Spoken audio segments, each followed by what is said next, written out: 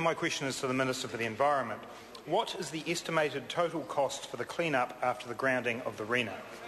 The Honourable Dr Nick Smith.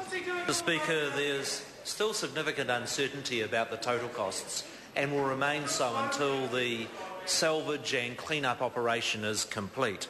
A crude estimate of the total cost has been provided to me by officials of $130 million, of which the bulk is for the salvage of fuel, cargo and the ship itself, and the bulk of those costs are being met directly by the ship's owner.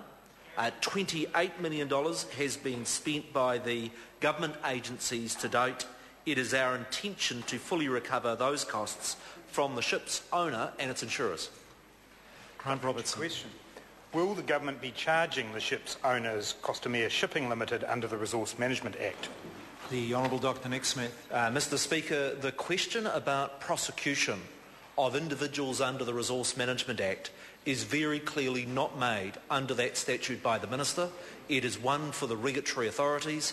In this case, the Bay of Plenty Regional Council would be the decision maker as to a prosecution against Costamere as the owner of the Rena.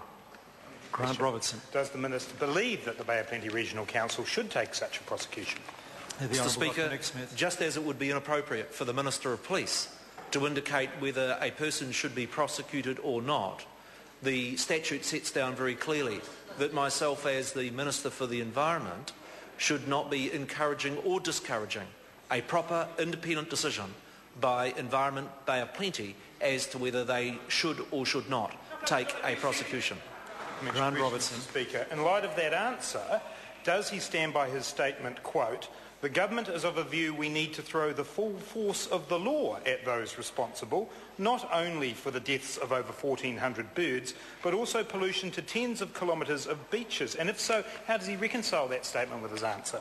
It is the government's view that there should be the full force of the law to hold those responsible. Now, the primary, and the member will be aware, that the captain and the navigation officer of the Rena are before the courts as a consequence of a decision of Maritime New Zealand to prosecute them. And that is a matter that is appropriately before the courts. Robertson. Speaker, how does he reconcile those statements with his statement to the New Zealand Herald on the 2nd of November 2011, quote, "In fact, it would be remiss, given that it is New Zealand's worst maritime environmental disaster, if there was not a prosecution under the RMA." How does he reconcile that statement with what he's just told the House? Mr Speaker, Dr. Nick Smith. It is a decision for Environment Bay of Plenty whether they wish to prosecute under that Act. The government has made plain that we hold the owners of the Rena responsible for the environmental damage that has occurred with the worst environmental disaster in New Zealand history, and that is why the government, both through the negotiations over the issue of the pollution costs, the RMA, the maritime transport laws, does intend to use the full force of the law to hold those responsible for that disaster. Question number 7, Pesata Samlo Tuyunga.